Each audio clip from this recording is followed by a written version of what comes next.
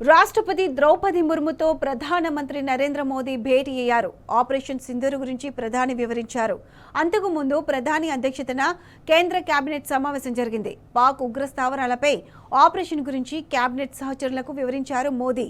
కేబినెట్లో భద్రతా బలగాలను ప్రధాని కీర్తించారు. మరోవైపు రేపు ఆల్ పార్టీ భేటీ జరగనుంది. రక్షణ మంత్రి రాజ్నాథ్ సింగ్ అధ్యక్షతన అఖిలపక్ష సమావేశం జరగనుంది.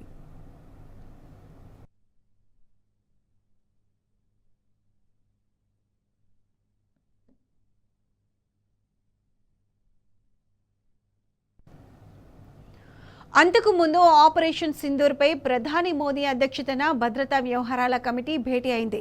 రక్షణ శాఖ మంత్రి రాజ్నాథ్ సింగ్, కేంద్ర హోంమంత్రి అమిత్ షా ఆపరేషన్ సింధూర్ వివరాలను మోదీకి వివరించారు. అంతకు ముందు ఢిల్లీలోని సౌత్ బ్లాక్ లో డిఫెన్స్ చీఫ్ అనిల్ చౌహాన్తో రాజ్నాథ్ సింగ్ భేటీ అయ్యారు. ఆపరేషన్ సింధూర్ వివరాలను అడిగి తెలుసుకున్నారు. అనంతరం మోదీతో సమావేశమై ఆపరేషన్ సింధూర్ వివరాలను వివరించారు.